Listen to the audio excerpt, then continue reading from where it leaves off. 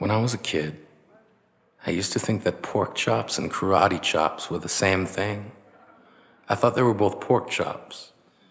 And because my grandmother thought it was cute, and because they were my favorite, she let me keep doing it. Not really a big deal. One day, before I realized fat kids are not designed to climb trees, I fell out of a tree and bruised the right side of my body. I didn't want to tell my grandmother about it because I was scared I'd get in trouble for playing somewhere I shouldn't have been. A few days later, the gym teacher noticed the bruise and I got sent to the principal's office. From there, I was sent to another small room with a really nice lady who asked me all kinds of questions about my life at home. I saw no reason to lie. As far as I was concerned, life was pretty good. I told her whenever I'm sad, my grandmother gives me karate chops.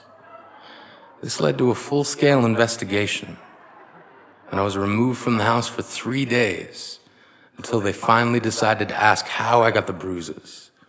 News of this silly little story quickly spread through the school, and I earned my first nickname, Pork Chop. To this day, I hate pork chops. I'm not the only kid who grew up this way.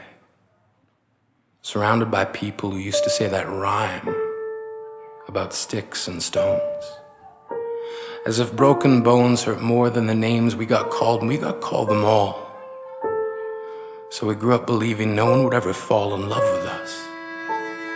That we'd be lonely forever. That we'd never meet someone to make us feel like the sun was something they built for us in their tool shed. She was 8 years old. Our first day of grade 3 when she got called ugly.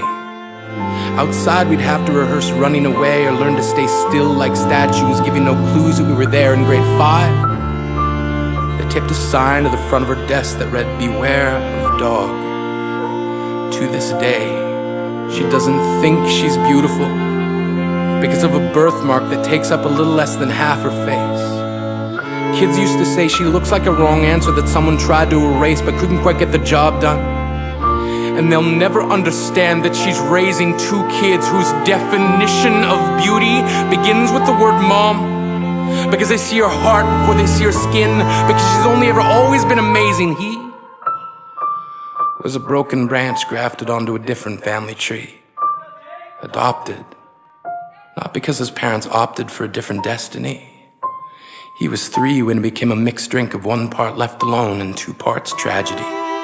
Started therapy in 8th grade, had a personality made up of tests and pills, lived like the uphills were mountains and the downhills were cliffs, 4/5 suicidal, a tidal wave of antidepressants, and an adolescence being called pauper. As if depression is something that can be remedied by any of the contents found in a first aid kit. To this day, he's a stick of TNT lit from both ends. Could describe to in detail the way the sky bends in the moments before it's about to fall. Sometimes being drug-free has less to do with addiction and more to do with sanity.